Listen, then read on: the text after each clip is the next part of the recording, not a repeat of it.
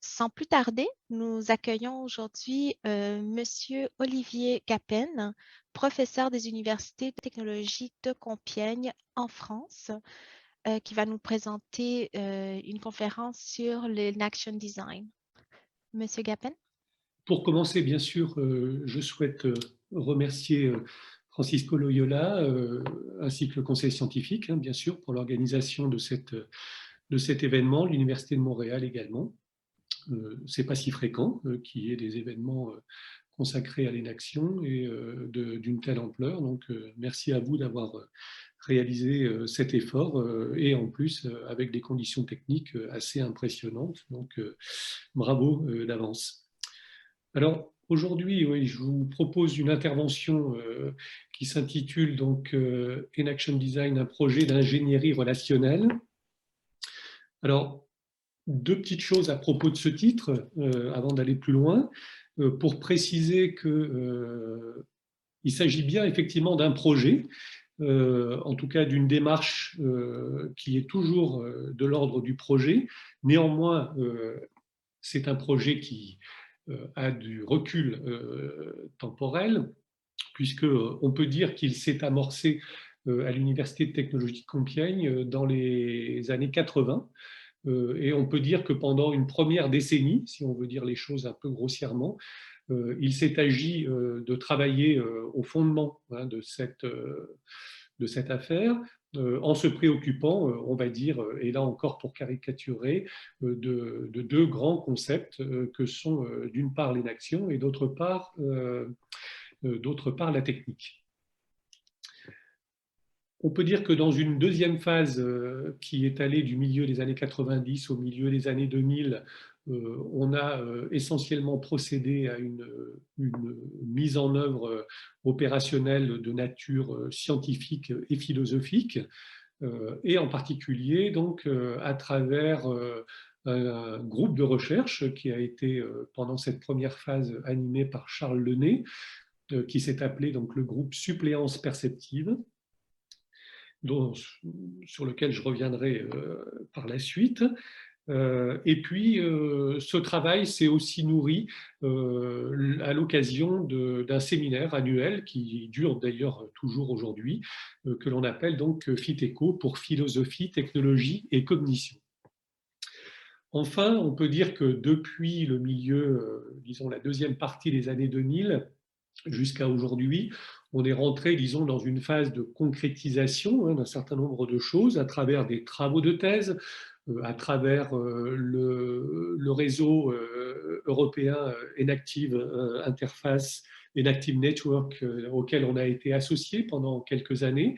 au travers des écoles in action que le CNRS a soutenues en France pendant 4 années, qui nous a permis d'ailleurs de produire un ouvrage donc, au MIT Press sur le sujet. Et puis aujourd'hui également une formation qui s'intitule tout simplement User Experience Design, mais avec un accent fort à la question une attention forte sur la question de l'expérience, et que nous réalisons avec une école d'art et de design qui se tient à Amiens, donc l'ESAD. Et donc, ce que je peux dire, c'est que par rapport à cette question du projet In Action Design, finalement, il nous reste essentiellement un travail, on peut dire, de formalisation de tout ça, et qu'il va falloir conduire dans les temps qui viennent, et que j'espère faire aboutir avec certains collègues, dont Charles Lenné, bien sûr, pour que, effectivement, les choses soient, disons, voilà, formalisées à travers un document. Alors, le deuxième point, c'est d'attirer l'attention sur la question de la relation. Bon, Michel Bidbold en a déjà beaucoup parlé, mais je pense qu'il a bien fait, hein, bien entendu. Alors, j'ai retenu ce mot d'ingénierie relationnelle. J'aurais pu peut-être prendre le mot de couplage, hein, qui est un mot très sollicité et mobilisé dans l'approche autopoïèse in action, mais qui renvoie clairement à la modalité organisationnelle de la relation. On aurait pu également mentionner la notion de schème, que l'on retrouve bien sûr dans la tradition piagétienne, hein, qui a beaucoup inspiré Francisco Varela. Qui inspire toujours d'ailleurs tout un ensemble d'auteurs. Je pense à cette notion de chaîne techno-expérientielle, hein, qui est aussi mentionnée actuellement par des philosophes de la technique notamment, où j'aurais pu aussi parler de transaction, une ingénierie transactionnelle ou de la transaction. Bon, j'ai retenu le mot de relation qui me paraît bien, enfin qui me paraît disons, désigner sur un mode relativement neutre, finalement une dynamique, hein, qui est visée ici, et une dynamique donc qui a vocation à ne pas se préoccuper que de l'expérience, ni même que de la technologie, ni même d'une médiation qui aurait éventuellement vocation à articuler les deux, mais à se préoccuper effectivement de la façon dont l'ensemble de ces éléments sont liés et co-fonctionnent ensemble. Voilà, ça c'était les deux points donc, que je voulais mentionner, en indiquant bien entendu qu'il y a dans ce projet une attention à ce que la question de la relation qui se déploie dans ce projet reste en cohérence avec les réflexions très importantes et qui sont toujours en cours, hein, c'est un gros chantier celui-là, que de la question de l'autopoïèse en tant qu'elle désigne des modalités relationnelles qu'on a tendance à qualifier de dépendance mutuelle, hein, qui sont une façon, disons, de qualifier les relations ou la modalité relationnelle importante qui qualifie l'organisation vivante. Sujet donc qui se met en place dans ce qu'on appelle la tradition organisationniste, hein, en biologie théorique, mais qui est aujourd'hui encore un défi, hein, la question de la vie étant encore une question ouverte sur laquelle il n'y a pas de réponse. Néanmoins, toute une tradition qui vient de Rachevsky, de Rosen et d'autres auteurs ont travaillé bien sûr ces questions, et aujourd'hui il y a des jeunes chercheurs, hein, je pense à des gens comme Matteo Mossio, Maël Monteville et d'autres, qui effectivement alimentent avec des chercheurs plus seniors ces questions. Et donc il s'agit évidemment de continuer à développer le projet d'un design de l'inaction, en restant quand même attentif et fidèle à ces préoccupations de la question du vivant et de ce qu'on appelle l'autonomie.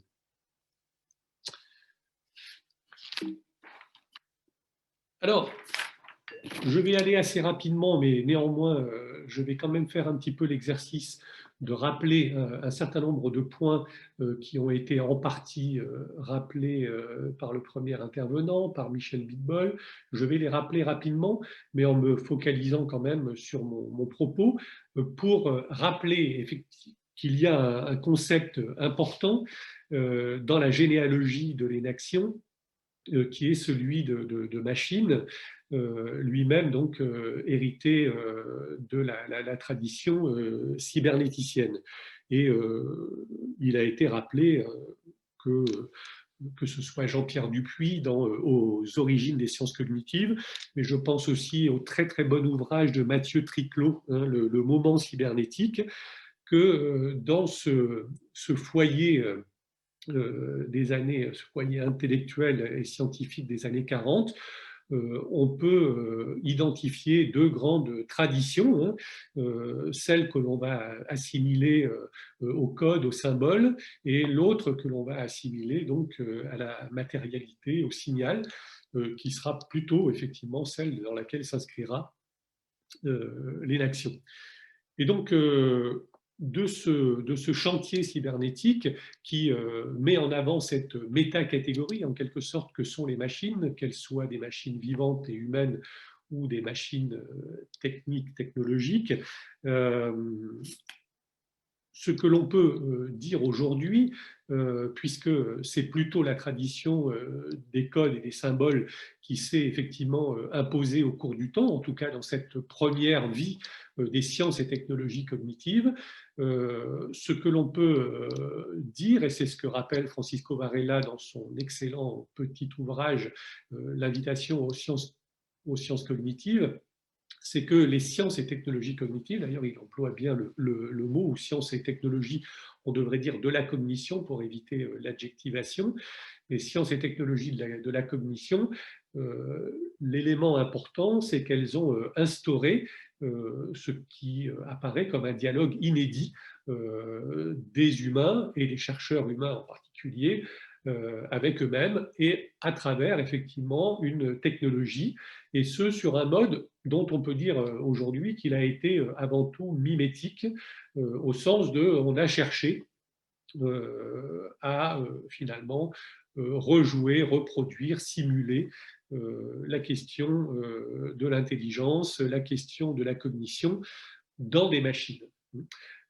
Ce qui a conduit aujourd'hui à un très fort régime que j'appellerai tout à l'heure de substitution, mais d'automatisation, qui n'est pas le seul, hein, bien entendu, mais que l'on a tendance à nous présenter, et presque à nous présenter sur un mode épouvantable, épouvantail, qui est de nature à créer un genre de sentiment de peur hein, chez nous, au point qu'on se trouve menacé aujourd'hui de disparition, ou en tout cas au moins de substitution par ces technologies qu'on appelle intelligence artificielle, ou de cette nature en tout cas. Bon, mon avis est qu'effectivement, il y a évidemment d'autres façons d'avancer aujourd'hui que dans cette voie unique en tout cas. J'avais mentionné Hiroshi Ishiguro pour, je dirais, exemplifier ce dialogue. Hein. Je précise effectivement que Hiroshi Ishiguro, dans ce dialogue qu'il entretient avec son clone robotique, n'est pas quelqu'un qui a promu la substitution, hein, bien au contraire. Ces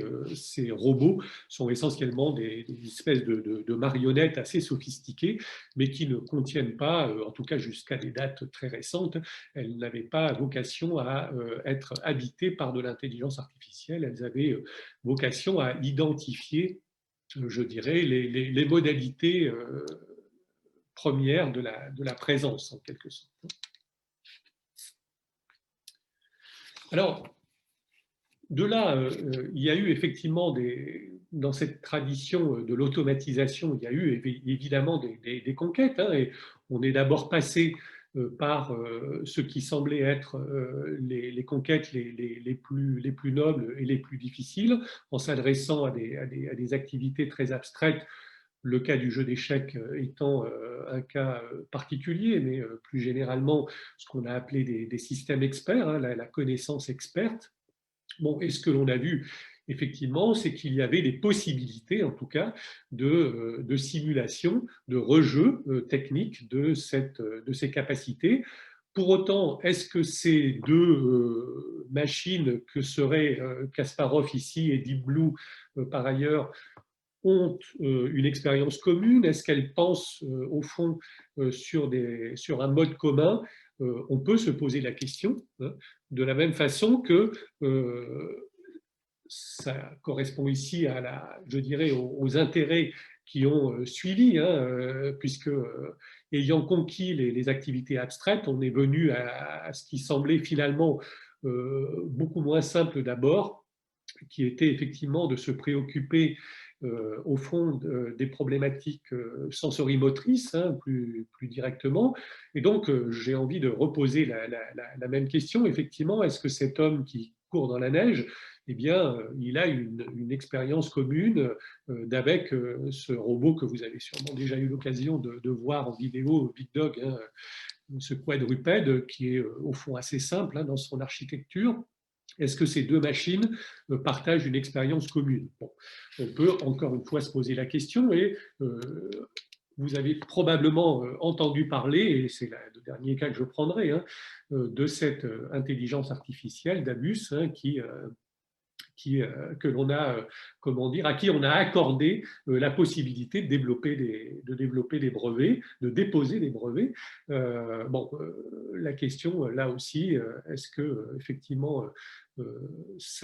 comment dire, cette possibilité reconnue seulement pour l'instant par quelques pays, dont l'Afrique du Sud, mais sur lesquels il y a des grosses réticences ailleurs, est-ce que pour autant on a affaire effectivement à la même expérience dans ces deux cas? Bon, vous le savez probablement, dans le cas de l'inaction, hein, bien entendu, la réponse la réponse serait négative. Alors négative d'abord parce que effectivement le régime des machines machiniques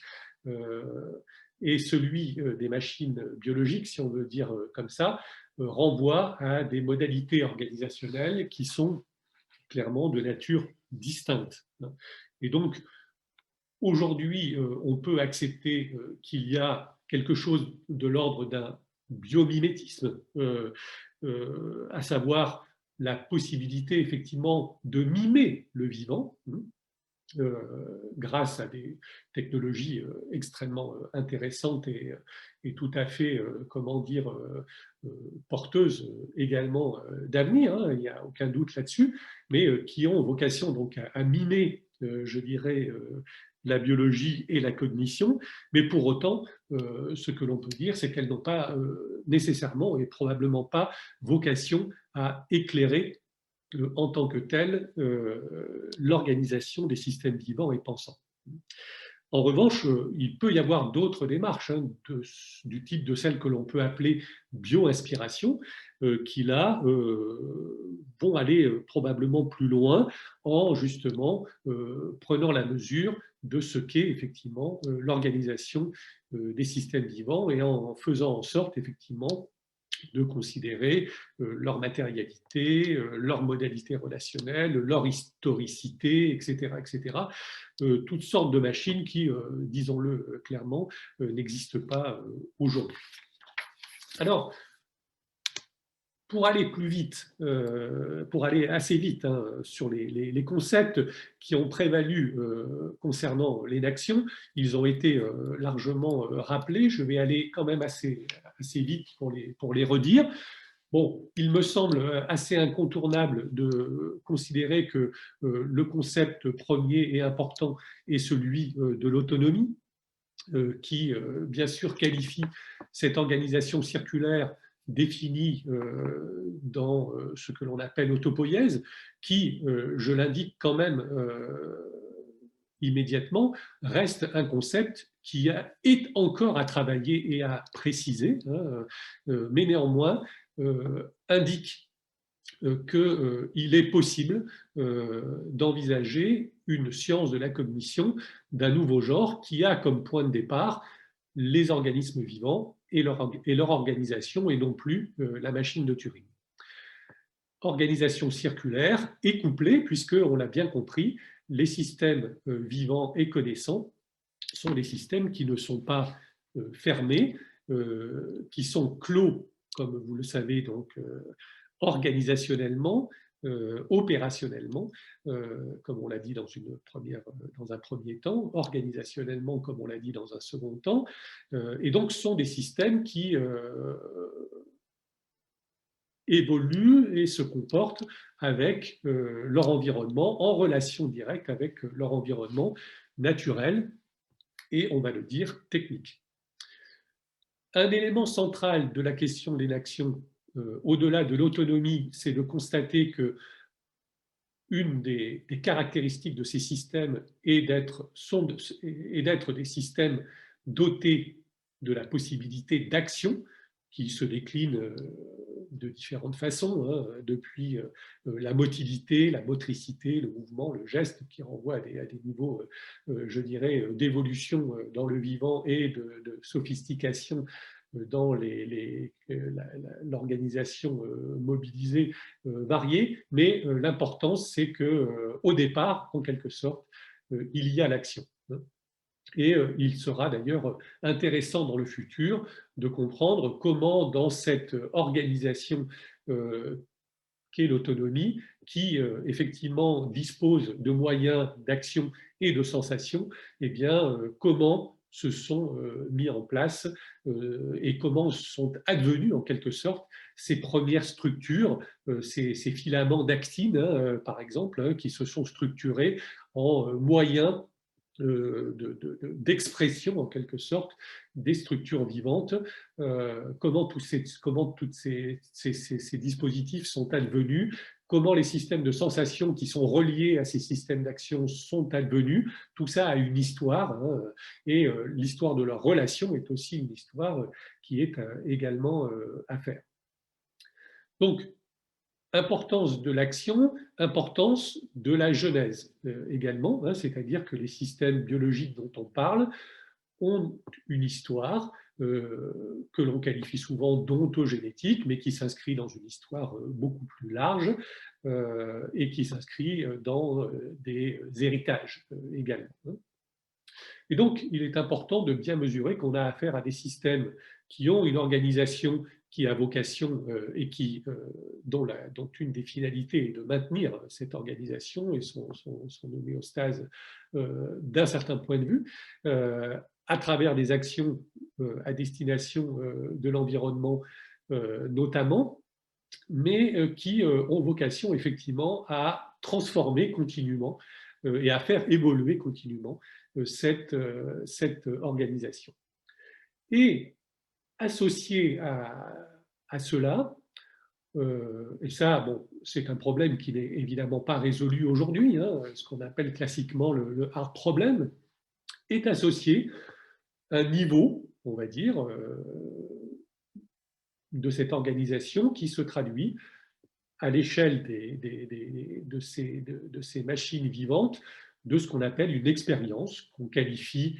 de vécu, d'agence, de réflexion, de conscience. Il y a différentes façons de qualifier hein, ces niveaux d'expérience, mais toujours est-il que il y aurait associé, et il y a associé donc à cette organisation vivante, une organisation pensante, mais pour lesquelles, effectivement, il n'est pas si simple de qualifier l'émergence depuis cette organisation biologique. Et ça reste un chantier futur quand on aura déjà un petit peu mieux compris ce qu'est effectivement l'organisation biologique. Ce qui n'empêche pas, bien sûr, de la considérer, de la qualifier, de la décrire, ce que, évidemment, beaucoup de chercheurs tentent de faire. Alors, cet ensemble de concepts, il a été, comment dire, qui met en avant donc cette circularité et en tant que cette organisation circulaire qui bénéficie de l'action dans une temporalité, une histoire, à des fins de genèse, je dirais, expérientielle. Beaucoup d'auteurs, hein, et ici j'en cite quelques-uns, je ne vais évidemment pas détailler tout ça, mais c'est simplement pour rappeler que Maturana Varela et Evan Thompson, par ailleurs, évidemment, se sont inscrits dans une tradition hein, qui remonte à minima au XIXe siècle avec Baldwin, mais qui a rencontré, et probablement la liste n'est pas exhaustive, bien sûr, ici, hein, mais beaucoup d'auteurs ont intuité, en quelque sorte, ont eu l'intuition hein, qu'il y avait à creuser dans cette figure du cycle de la spirale, des éléments de réflexion pour aller de l'avant sur les questions qui nous intéressent. Alors, ce qui a été l'apport en quelque sorte de l'école, enfin de l'université de Compiègne, ça a été de prendre l'énaction, l'autopoïèse et l'énaction, puisque vous savez qu'il s'est produit un schisme, entre guillemets,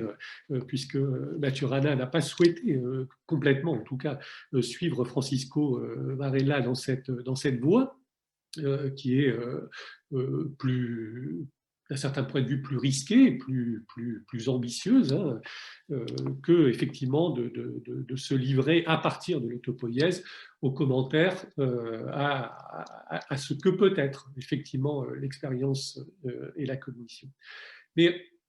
au-delà de ces concepts, l'apport compiègnois, en quelque sorte, a été de dire qu'il n'était pas possible, au fond, de penser la question cognitive et expérientielle sans se préoccuper de la question technique. Et donc là, de façon un peu caricaturale, et reprenant donc les termes d'un papier de Charles et co-auteur en 2008, hein, il y a effectivement cette idée que, bien sûr, de façon un peu fictive, on peut imaginer un organisme qui est relié à un environnement, à une niche, éventuellement, si on veut le dire autrement, et qu'il a des possibilités d'action et de sensation, ou d'action et de réaction, comme disait Michel Bitbol tout à l'heure, qui ont vocation à, je dirais, faire advenir pour l'organisme un monde, et lui-même d'ailleurs. Mais l'idée, c'est de dire que, au fond, depuis que l'humain est humain, cette situation presque édénique, on pourrait dire, elle n'a jamais vraiment existé, elle est plus ou moins fictive, et que depuis le départ, et en tout cas c'est ce qui nous aurait fait humains, il y a effectivement une médiation technique, des outils qui se sont installés dans cette relation à l'environnement et qui modifient de façon assez radicale, qui modifient et rendent possible des relations avec le monde au-delà de l'agent. Alors, à vrai dire, cette question, et d'ailleurs dans les interventions qui ont précédé, on n'en a pas parlé, hein, de la question technique, si ce n'est indirectement. Mais la technique, il faut le rappeler, est un sujet qui n'a pas été traité, ou de façon très tardive. Et les raisons en sont au moins doubles, hein. La première, c'est qu'effectivement, il s'est opéré un genre d'oubli théorique, que l'on doit en particulier à une partition qui s'est opérée dès l'Antiquité, en quelque sorte, hein, entre la question de l'épistémé et de la techné, et avec surtout l'établissement d'une relation de subordination de l'une à l'autre, de la techné à l'épistémé, et avec l'idée que la technique, finalement, avait une place au fond, secondaire, que l'on a souvent assimilée aux sciences appliquées, à l'artisanat, et même à des objets, au fond, comme tels, sans histoire, sans devenir. Et ce que ça a surtout révélé, finalement, c'est que, la conséquence que ça a eue, c'est que ça a conduit cette idée, ça a conduit effectivement à ce que cette question de la technique ne soit pas abordée pour elle-même. Elle a été souvent même imaginée, la technique, comme étant une problématique neutre, hein, du point de vue de la question humaine et anthropologique, ou éventuellement sur un mode que l'on retrouve encore aujourd'hui d'ailleurs, hein, de la technophilie ou de la technophobie, mais qui ne sont pas des problématisations de la technique, du fait technique en tant que tel. Donc il y a eu un problème de définition, hein, et même, je dirais, plus généralement, et c'est l'objet suivant, hein, c'est le fait que, certes, on n'en a pas parlé théoriquement, mais on n'en parle pas beaucoup non plus phénoménologiquement, hein, et la raison, finalement, en est cette absence de conscience de la technique, hein, au plan phénoménal, tient probablement au fait que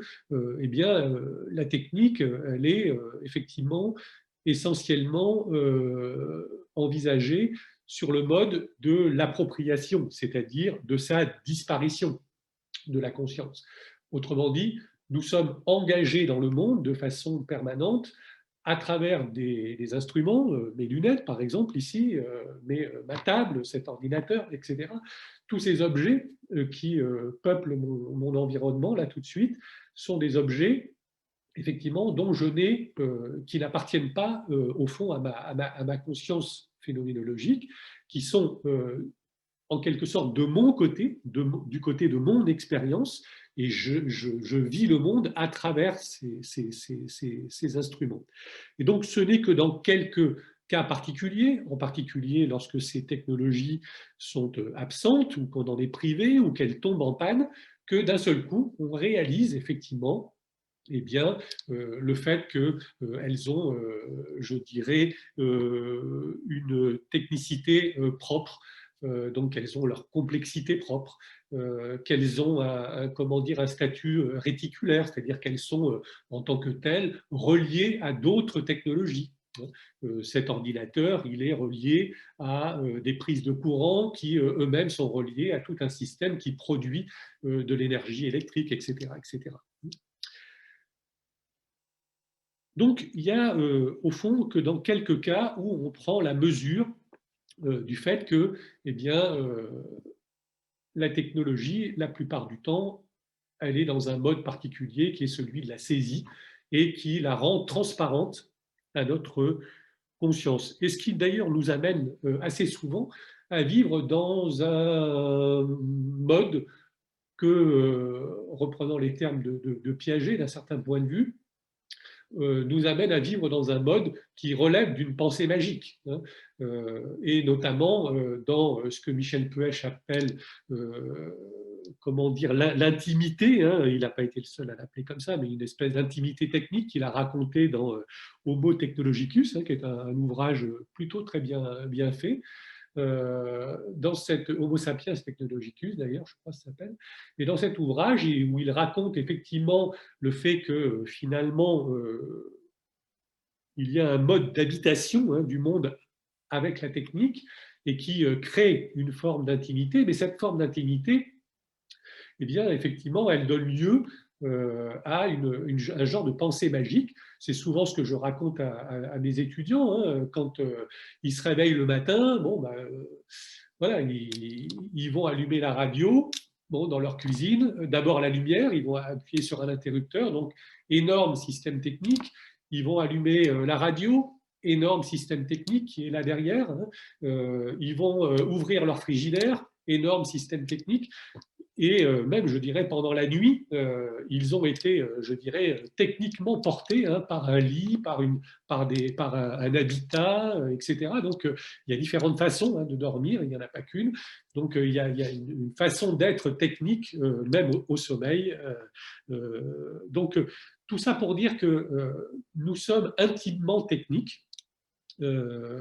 Et ce qui est intéressant aussi de constater, c'est qu'il y a une évolution de cette intimité. Hein. Quand on regarde, il suffit de regarder les intérieurs hein, des maisons et de voir, par exemple, comment des pièces comme des chambres ou comme des salles, des salles principales, et bien comment, effectivement, on ne vit plus de la même façon dans ces lieux et comment la technique a changé. Donc, oubli de la technique, et il fallait effectivement un certain nombre d'auteurs pour, je dirais, lancer les choses. Alors là, j'ai indiqué, je vais rapidement passer, mais qui reprend le propos antérieur sur la disparition de la conscience, pour redire les choses, et effectivement, qui est une distinction qu'on peut retrouver d'un certain point de vue chez Heidegger, hein, avec Foranden, Suranden, qui est effectivement le fait que les outils, les instruments, les technologies, enfin, toutes les façons de les qualifier, eh bien, peuvent être envisagés selon deux modes qui, presque sur un mode gestaltiste, hein, sont, comment dire, exclusifs d'un certain point de vue. Soit ils sont saisis, hein, donc on les a avec nous et on entre et on va dans le monde avec eux et à travers eux, soit ils sont posés, déposés, et là j'enlève mes lunettes et effectivement, ils sont dans un mode où je peux les contempler, je peux éventuellement les décrire, je peux les comparer à d'autres objets, etc., etc. Donc je peux opérer d'autres opérations que celles effectivement qui me sont rendues possibles par la saisie. Et donc, en mode saisie, effectivement, on voit, c'est une façon de dire les choses, à travers l'outil, mais l'outil en tant que tel n'est pas vu ou partiellement. Donc, de ce point de vue-là, il y a l'idée effectivement que le monde que je constitue au-delà de moi-même eh bien, est un monde, évidemment avec plein de guillemets, objectif, qui se construit donc depuis le corps engagé et agissant et équipé techniquement. Donc le monde apparaît à l'aune de mon pouvoir d'action techniquement augmenté. Et de ce point de vue-là, j'ai repris aussi une formule de Charles ici qui me paraît importante, qui est effectivement en référence directe à la façon dont l'inaction est définie dans l'ouvrage de The Unbodied Mind, avec l'idée que de l'action naît deux pôles en quelque sorte, le pôle du monde et le pôle du sujet, qui ne sont évidemment pas donc constitués d'emblée, mais qui se constituent à l'aune de l'engagement de l'agent, de l'acteur, de l'être vivant dans le monde. Et donc, de préciser que lorsque l'on s'engage dans ce monde, eh bien, il y a une double partition qui tient au point d'action et aux effets des actions dans ce monde, avec une partition intérieure-extérieure qui, effectivement, est liée à la façon dont les réafférences, en quelque sorte, se comportent. L'intérieur du sujet étant défini effectivement comme tout ce qui se déplace avec le point de vue, l'extérieur étant tout est défini donc comme tout ce par rapport à quoi il se déplace. Donc il y a une question de détermination de l'action dans le monde et de ses effets. Alors, avant d'en arriver à préciser la question de l'action, il va falloir que j'accélère un petit peu. Il faut rappeler effectivement que la question technique, elle est au fond entrevue dans un premier temps de cette façon, c'est-à-dire la technique comme un ensemble de moyens conçus, fabriqués, utilisés par des agents pour et dans la réalisation de fins posées par ces agents. Bon, cette vision, qui n'est pas celle dont nous assurons la promotion à Compiègne, mais qui néanmoins a son sens, hein, elle est tout à fait respectable, hein, elle se fait l'écho de la volonté, du projet humain, mais elle manque tout un ensemble de points. Alors, ce qu'elle reprend, c'est le fait que la technique, ça a d'abord été des pratiques de chasse, agricoles, artisanales, artistiques, thérapeutiques ou autres. Ça a donc d'abord été des savoir-faire, hein, des usages, des pratiques. Hein. Et donc les outils, au fond, ils ont été mobilisés pour, je dirais, rendre possible, c'est un genre de pouvoir-faire, hein, et de rendre possible ces savoir-faire. Et c'est avant tout cette vision qui s'est structurée dans des systèmes techniques, hein, c'est assez ambitieux néanmoins, hein, mais dans cette approche, on a une espèce de vision relativement passive, utilitaire, de pur asservissement, hein, de la technique comme moyen à des fins. Et je pense que c'est ça qui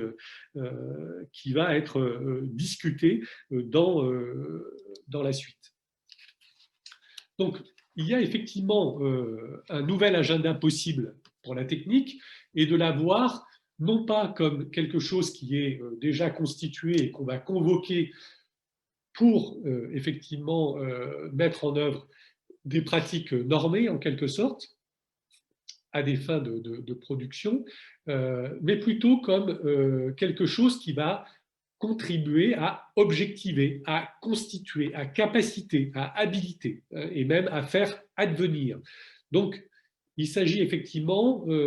non pas de voir la technique comme quelque chose, comme je le disais tout à l'heure, essentiellement comme étant de l'ordre des choses qui sont posées et dont on peut se saisir, mais avant tout justement comme des choses dont on se saisit à des fins de constitution et qui ouvrent des perspectives d'objectivation de ce point de vue-là. Et donc, ce qu'il y a à dire, c'est effectivement que, c'est inspiré par le sociologue Giddens, hein, il y a l'idée que la technique en mode saisie, elle est à la fois habilitante, c'est-à-dire qu'elle ouvre des perspectives, elle ouvre un pouvoir d'agir, d'action. Par exemple, je me saisis de mes lunettes, sans mes lunettes, ma vision est limitée, je m'en saisis et je vois que mon pouvoir de voir s'en trouve grandement amélioré. Donc, il y a une dimension habilitante très forte à travers la technique, et en même temps, par ses propriétés, ses qualités, la technique est aussi contraignante, c'est-à-dire que effectivement, je ne vais pas pouvoir constituer l'ensemble des possibles. Il va y avoir un ensemble de possibles ouverts, habilités par la technique, mais néanmoins bornés par les propriétés, qualités du dispositif technique qui me met en relation avec le monde et moi-même. Alors, il y a des auteurs, et évidemment, je ne peux pas faire autrement que de mentionner, donc, bien sûr, le travail qui a été très fondateur à Compiègne, qui est le travail de Bernard Stiegler, hein, qui, je le rappelle, donc, a œuvré dans son ouvrage donc, important, très important, qui est La technique et le temps, qui a œuvré donc à une synthèse de 3 auteurs, Simondon, donc Gilbert Simondon, Derrida et Leroi-Gourhan, qu'il a synthétisé effectivement dans ce travail remarquable, et où il a donc synthétisé un philosophe de la technique, un phénoménologue et un anthropologue. Et tout auteur qui ont effectivement conduit au XXe siècle une réflexion approfondie du fait technique sous des angles, bien sûr, sous des angles différents. Mais tout ceci a conduit Bernard Stiegler à montrer finalement que la technique, contrairement à ce qu'on pourrait penser, elle n'est pas là posée justement devant nous dans le temps et l'espace, mais qu'elle est constitutive de la temporalité et de la spatialité en tant que telle. Et ça, c'est évidemment très important, très fort hein, comme idée. Euh, que de poser cette ambition-là.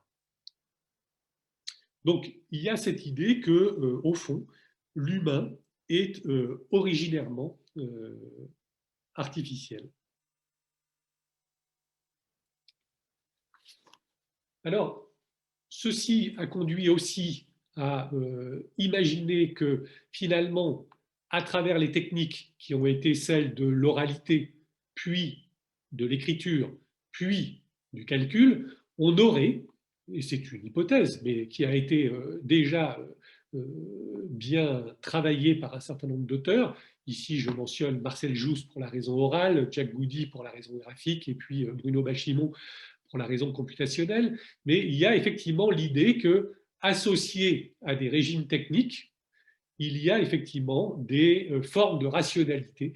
qui, effectivement, sont mises en place dans ce cadre. Par ailleurs, il est aussi important de rappeler qu'il y a, je dirais, des outils qui sont spécifiquement humains, que l'on ne retrouve pas d'ailleurs chez les animaux qui néanmoins manipulent les outils. Mais ce qui nous a fait humains, c'est des outils pour produire des outils, travailler et bénéficier d'outils composites, et le fait que nous avons des outils au sein de lignées techniques. Donc, on a été, dans notre relation aux outils et aux instruments, amenés à les faire évoluer, à les faire se transformer dans des lignées. Donc, il y a aujourd'hui l'idée d'une nouvelle intelligence artificielle qui est que, et je lis Pierre Steiner, hein, comprendre comment les outils, les interfaces, les instruments, les organisations matérielles, les technologies et systèmes d'information et de communication que nous concevons, développons et utilisons peuvent affecter nos façons de percevoir, de mémoriser, de raisonner de définir des valeurs, des appartenances, des désirs et des identités, mais aussi nos modes de rencontre, nos modalités d'interaction et nos manières d'être et d'agir ensemble. Donc il y a l'idée, effectivement, que si l'intelligence est artificielle, ce n'est pas tant parce qu'elle se substitue, on a comment dire, une logique de substitution, mais bien parce que tous nos modes d'être et nos modes de pensée sont artificiels parce que techniques. Il y a un certain nombre d'auteurs qui ont travaillé dans cet esprit, je les mentionne à titre indicatif, on aura l'occasion d'entendre notamment Jacques s'exprimer sur ses travaux, mais un certain nombre d'auteurs ont été dans leur esprit relativement proches de cette démarche qui vise à prendre en compte la question technique pour aborder la question cognitive. Donc, importance de bien mesurer, donc au-delà des concepts qui ont caractérisé l'inaction, il y en a au moins un à rajouter qui est cette question de la technique. Bon, je ne peux pas rentrer parce que je vois que le temps défile horriblement vite, mais donc je rappelle effectivement que derrière ce terme de technique, il y a tout un ensemble aujourd'hui de concepts extrêmement riches, très dynamiques, autour des notions d'exosomatisation, d'organologie, d'épiphylogenèse, d'extériorisation. Enfin, il y a toute une littérature autour de ça que j'ai malheureusement pas le temps de développer aujourd'hui, mais qui, en tout cas, enrichit conceptuellement l'approche énactive et qui ouvre la perspective d'un design. Alors, la science là-dedans, elle s'est traduite à l'UTC par la mobilisation de travaux sur la substitution sensorielle, donc issu des travaux de Paul Bakirita, qui a été spécialement inspirant, puisqu'il a pu montrer effectivement avec ses travaux qu'il était nécessaire pour qu'une expérience du monde au-delà de nous-mêmes puisse advenir, eh bien qu'il y avait la nécessité effectivement de l'action et d'un accès aux effets de cette action et donc d'être inscrit dans une circularité motosensorielle, on pourrait dire, pour qu'effectivement, d'une part, le monde advienne à distance de moi-même et puis qu'il se peuple d'objets que je peux identifier. Donc, il y a effectivement André Bullinger, que j'avais envie de citer, qui a beaucoup travaillé sur ces questions et qui redit à sa façon les conditions de cette appropriation et apprentissage qui conduit à l'expérience du monde à travers ces outils-là. Et donc, pour avancer, dans le cadre du travail scientifique qui a été conduit à Compiègne, on a adopté 3 éléments. D'abord, évidemment, la convocation de la question technique dans les travaux de recherche a permis de manipuler ce qu'on appelle l'effet prismatique, c'est-à-dire que vous allez pouvoir, justement, ce dont je parlais tout à l'heure, manipuler les propriétés du dispositif technique de façon à, je dirais, révéler des possibilités ou des genèses d'ailleurs, ou dévoiler des mécanismes que l'on ne peut pas dévoiler aussi simplement lorsque l'on a affaire à une relation directe de l'humain au monde. Par ailleurs, on a mobilisé donc une démarche qui est celle du minimalisme, qui consiste effectivement à faire en sorte que cette relation technique médiatisée techniquement au monde, elle soit réduite au minimum, au plus simple, de façon à ce qu'on puisse éventuellement comprendre son réenrichissement ultérieur de façon bien ordonnée. Et enfin, le dernier aspect qui est très important, c'est l'idée de la double description, à savoir, et qui reprend les propos de Michel Wittbold tout à l'heure, le fait qu'on a des méthodologies en 3e personne qui vont donner lieu à des travaux, je dirais, expérimentaux traditionnels, voire à de la modélisation, mais que l'on met en regard 2 descriptions, je dirais, si possible en 1re personne, et avec des méthodes les plus performantes qu'il soit. Ceci nous a amené à décrire des stratégies d'exploration et à montrer effectivement qu'en fonction des propriétés que l'on manipule du point de vue technique, on pouvait faire naître et émerger des stratégies exploratoires de constitution des objets mondains particulières. Et donc, on a, et là je n'ai pas le temps bien sûr de rentrer dans le détail, on a pu décrire comment dire, des stratégies et montrer que leur maîtrise, effectivement, était un élément nécessaire à ce qui est considéré comme la première expérience cognitive, qui est la perception. Et de façon intéressante, c'est de montrer qu'on peut faire des analogies tout à fait explicites sur des choses très simples, comme par exemple suivre un contour entre ce qui est produit dans l'environnement que nous avons développé, qui est ici en haut à droite, mais qui peut se rejouer à l'échelle d'un nouveau-né qui explore des contours ou à l'échelle d'un drone qui doit suivre également une ligne. On s'aperçoit effectivement que les stratégies que ces trois, finalement, que ce soit un sujet médiatisé, un bébé qui explore un contour ou un drone qui suit une ligne, finalement, ils déploient des schèmes de constitution de l'expérience de ce contour qui sont globalement équivalents et que l'on est en mesure aujourd'hui, scientifiquement parlant, je veux dire, de décrire et d'analyser. Donc le geste, la stratégie ou le schème, c'est quelque chose qui est descriptible, analysable, modélisable, hein, et également intéressant puisqu'il permet de faire des prédictions en quelque sorte sur la façon dont le monde apparaît et sur ce qui apparaît dans le monde comment dire, de la personne, de celui qui est engagé. Et il est instrumentable, perturbable, puisqu'on peut le manipuler, comme je l'ai dit. Donc, in-action design, c'est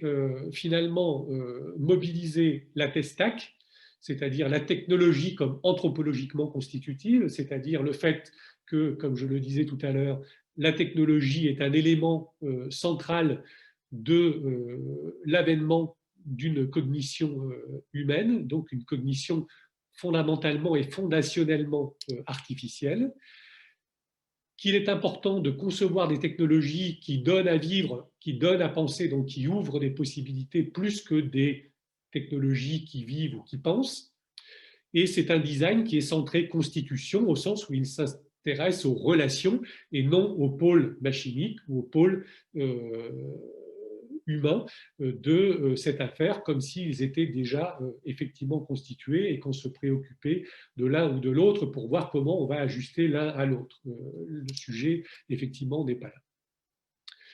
In-action design, c'est donc, puisqu'on s'intéresse à des genèses, c'est comment on peut dévoiler, éclairer des opérations qui, au cours de la vie d'un être humain, vont s'intégrer, vont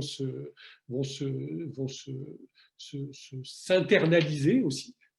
chez l'humain. Et donc, il s'agit, avec la technique et telle qu'elle est conçue ici dans In-Action Design, on peut dévoiler, révéler des expériences, déconstruire des expériences qui ont été effectivement au cours du temps intégrées. Bon, je passe sur ce qui est en dessous, parce que ça nous emmènerait beaucoup trop loin de ce point de vue-là.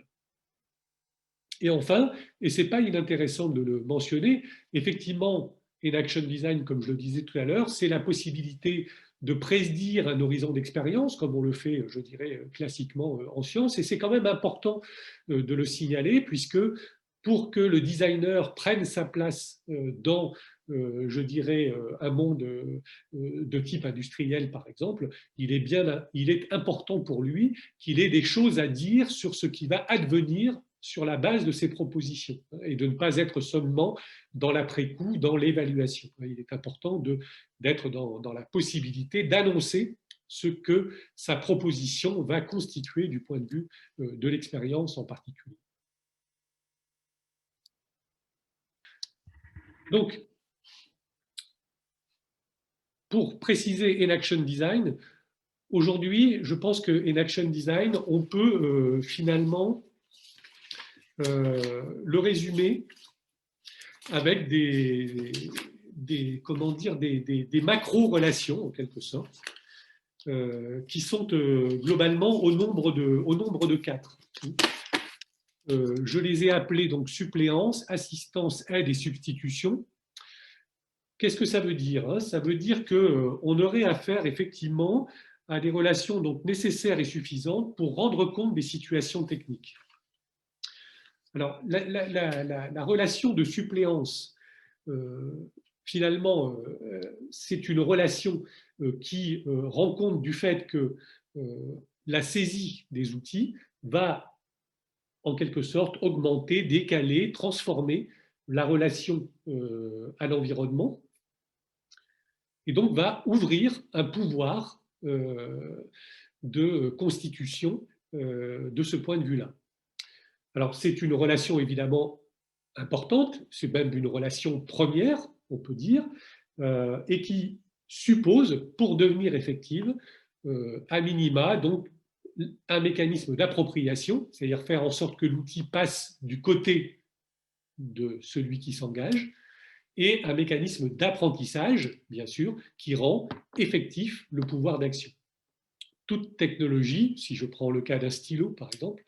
le stylo, dans ma capacité d'écriture, va disparaître de ma conscience. Je ne pense plus au stylo ou je ne pense plus à la voiture quand je conduis. Heureusement d'ailleurs, je ne pense plus au stylo quand j'écris.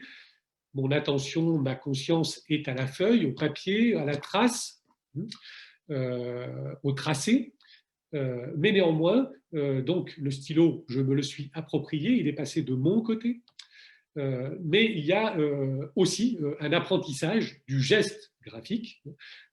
Et donc ça, ce double mécanisme d'appropriation et d'apprentissage, il est effectivement à mobiliser pour toute technique saisie. Donc le pouvoir d'agir n'est pas donné. Donc ce que constitue la relation de suppléance n'est pas donné. La deuxième relation, c'est la relation qui va avec la suppléance en quelque sorte, qui est la relation d'aide, qui est une relation qui a vocation en quelque sorte à rendre manifeste, à définir les propriétés, les modalités d'usage d'un système que l'on ne connaît pas. Le système de suppléance, par exemple, dont on se saisit mais qu'on ne connaît pas et dont on n'a pas encore constitué le pouvoir d'action. Comment je vais m'y prendre pour le constituer? Le recours à une technologie d'aide peut être effectivement une solution tout à fait possible, qui m'oblige à sortir de la relation de suppléance et qui m'invite effectivement, ça peut être à travers une recette, un mode d'emploi, ça peut être à travers la possibilité de voir un maître réaliser quelque chose, mais toujours est-il qu'il y a la possibilité effectivement je dirais, d'avoir une explicitation de la façon dont je vais pouvoir donc conquérir ce pouvoir d'agir. Donc c'est une relation intéressante en tant qu'elle est une relation de la mémoire, de l'inscription de cette mémoire et de la possibilité de consulter et d'actualiser cette mémoire à des fins d'appropriation et d'apprentissage. La relation d'assistance, elle est complémentaire à la suppléance, elle renvoie à toutes sortes de technologies qui va qualifier en quelque sorte la situation dans laquelle je suis avec ma technologie de suppléance. Si je prends le cas de la voiture, ça va être tous les cadrans qui vont m'indiquer le niveau de carburant, ça va être le cadran de vitesse, etc. Toute technologie qui me donne des informations sur l'état courant de mon projet d'action. Donc ce ne sont pas des technologies qui sont déterminantes dans la constitution du pouvoir d'action ouvert par l'outil. Par exemple, je peux rouler avec une voiture sans toutes ces technologies, donc bénéficier du pouvoir ouvert par la voiture qui est de me déplacer dans l'espace à des vitesses qui sont supérieures et avec des modalités qui sont différentes de celles que moi-même je peux produire en courant sur une route. Mais on peut donc bénéficier, pour conduire ce projet, de se déplacer dans l'espace avec une voiture, on peut bénéficier effectivement de ces technologies particulières, non nécessaires mais intéressantes, qui qualifient le projet d'action. Et enfin, la dernière, qui est la modalité dominante aujourd'hui, mais qui est à ne pas oublier, donc, mais qui n'est peut-être pas cruciale pour nous les humains, qui est cette modalité de substitution qui renvoie donc à tout ce qui relève de l'automatisation, où il s'agit globalement d'activer et éventuellement d'interrompre tout automate qui va se substituer à notre propre activité. Bon, je passe là-dessus, également là-dessus. Simplement, donc, pour rejouer donc, et illustrer en quelque sorte le propos, en disant effectivement que ces relations pour la suppléance vont rendre compte effectivement de la question de la puissance, du pouvoir, donc les effets des actions vont renvoyer au pouvoir d'action qui m'est ouvert. Dans le cas de l'aide, on a plutôt une problématique de réflexion, au sens où les signaux qui vont être réafférents à mes actions vont avoir vocation à expliciter le chêne qui va donner lieu au pouvoir. L'assistance renvoie plutôt au contrôle, c'est-à-dire que les effets des actions sont relatifs au déploiement du chêne, donc dans quel état il est, etc., etc. Comment est-ce que je peux le moduler, le faire évoluer éventuellement. Et puis la substitution qui renvoie clairement à la problématique de la délégation, c'est-à-dire que j'ai l'effet de mes actions a vocation à simuler en quelque sorte ce chêne. Donc puissance, réflexion, contrôle, délégation, je dirais que ça éclaire les quatre grandes problématiques qui vont être mobilisées par ces macro-relations qui sont donc des schèmes constitutifs tout à fait critiques dans les situations techniques. Je dis simplement que toutes ces relations, ces quatre relations et ces mécanismes d'apprentissage et d'appropriation sont aujourd'hui omniprésents dans l'ensemble des systèmes techniques auxquels nous avons affaire, et que le travail des designers, c'est la plupart du temps de bien les caractériser dans chacune de ces situations techniques et de voir comment ils s'intègrent, de voir éventuellement s'il faut penser leur redondance pour des raisons de résilience, par exemple, ou leur complémentarité. Et donc, il y a toute une réflexion d'architecture, je dirais,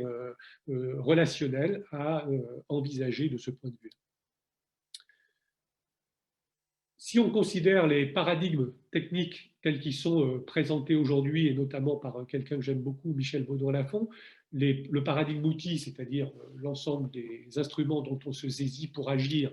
le paradigme médium, c'est-à-dire toutes ces technologies qui mettent en relation les humains pour travailler ensemble, communiquer ou autre, réaliser en tout cas des tâches communes, ou le paradigme partenaire, qui est le fait que je rencontre une altérité technique qui présente je dirais, des formes qui m'amènent à interagir directement avec elle, notamment parce qu'elle peut avoir une forme d'autonomie forte, comme c'est le cas par exemple des robots aujourd'hui, qui présentent effectivement des possibilités de se comporter indépendamment d'une intervention humaine. Je ne dis pas pour autant qu'ils sont autonomes de ce point de vue-là, comme dans l'inaction ou dans l'autopoïèse, mais qui ont des formes, je dirais, d'indépendance. Dans ces trois paradigmes, eh bien, il est relativement aisé, je n'aurai pas le temps de le faire ici, mais il est relativement aisé de voir comment les quatre relations dont j'ai parlé se rejouent très très clairement. Donc, je finirai là-dessus en disant qu'il y a donc un certain nombre de recommandations probablement à faire dans le cadre d'un in-action design, qui est certes d'abord peut-être de faire ce que l'on fait encore aujourd'hui très peu, et je le constate fortement dans le monde du design, on est encore très peu attentif à l'expérience des acteurs, et nous-mêmes avons conduit des enquêtes approfondies avec les instruments adéquats. Je pense à l'autoconfrontation, je pense à l'entretien d'explicitation, que de façon relativement récente. Et il est donc important de convoquer ce genre de méthodologie fortement dans les travaux de design contemporain. Il est évidemment aussi très important, dans la perspective de la suppléance, d'être très attentif aux moyens d'action, pas seulement dans la perspective, je dirais, gibsonienne de l'affordance, hein, mais plus généralement de la possibilité, effectivement, que l'action donne de, je dirais, mettre en branle quelque chose qui est de l'ordre, justement, d'une circularité. En étant effectivement en étant attentif à ne pas trop privilégier, ou en tout cas à ne pas trop être désespéré de l'incrément contemporain de la substitution et qui se traduit par l'automatisation et qui, pour certains, se traduit par un horizon de prolétarisation générale, hein, comme le disent certains auteurs aujourd'hui. Je pense qu'on a plein de bonnes raisons d'imaginer que la modalité de suppléance en particulier est encore de nature à ouvrir beaucoup de perspectives, mais laissons l'intelligence artificielle boucler son projet. Elle nous apporte beaucoup de choses, mais elle ne sera qu'un moment dans l'histoire des relations des humains avec les techniques. Ça doit favoriser la constitution d'un contrôle, d'une maîtrise, d'une régulation signifiante, c'est-à-dire que effectivement, nous sommes plongés aujourd'hui dans des environnements qui sont relativement complexes et il est important que, à travers nos suppléances, nous continuions à avoir une maîtrise de ce qui s'y produit et en particulier de bien apercevoir l'effet de nos actions lorsque nous en produisons dans ces environnements, même si effectivement cette complexité ne doit pas nous, nous amener à faire l'économie de certaines technologies, notamment d'automatisation, notamment d'intelligence artificielle, qui semblent spécialement performantes pour faire face à certaines problématiques de cette complexité. Enfin, et je l'ai dit bien sûr le plus fort possible, c'est d'être très attentif à la question des relations constitutives, constituantes de l'expérience et du monde. Donc, pour finir, je dirais que beaucoup des propos qui ont été tenus aujourd'hui ici ont concerné effectivement l'outil saisi et qu'il convient de vérifier, mais je pense que ça ne poserait pas de problème majeur de vérifier que effectivement le propos peut se transposer également à la question de l'outil posé qui ouvre des problématiques relationnelles, je l'ai dit tout à l'heure, particulières. Bon, j'avais prévu éventuellement de vous parler de cas très concrets de travaux de design que nous avons réalisés, mais je pense qu'il est trop tard maintenant et donc je pense qu'il est temps de passer aux échanges s'il y en a. Merci de votre attention.